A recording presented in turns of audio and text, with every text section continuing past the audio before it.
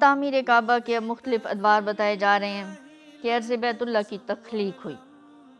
یہی وہ مقدس و بابرکت خطہ ہے جو پوری کائنات ارضی کا منبع و سرچشمہ ہے۔ اسی سے ساری زمین کو پھیلایا گیا۔ زمین و آسمان کی پیدائش سے 2000 سال قبل اسے وجود بخشا گیا۔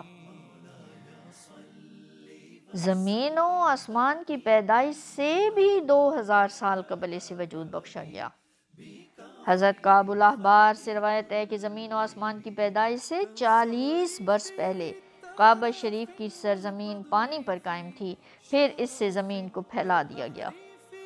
سیدنا عبداللہ بن عباس رضی اللہ تعالیٰ عنہ سے روایت ہے کہ اللہ تعالیٰ نے ہر چیز سے پہلے پانی پیدا کیا، پانی کو ہوا پہ ٹھہرایا، پھر اللہ تعالیٰ نے ایک ایسی ہوا بھیجی جس سے پانی میں ہلچل پیدا ہو گئی، چنانچہ اللہ پاک نے اپنی قدرت کاملہ سے بیت اللہ والی جگہ قبلہ نما ایک ٹیلہ پیدا کر دیا، جہاں 2000 سال بعد بیت اللہ شریف تعمیر کیا گیا۔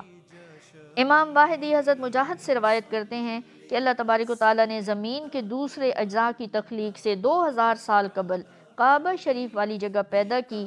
اس کی بنیادیں 7ویں زمین تک گہری ہیں۔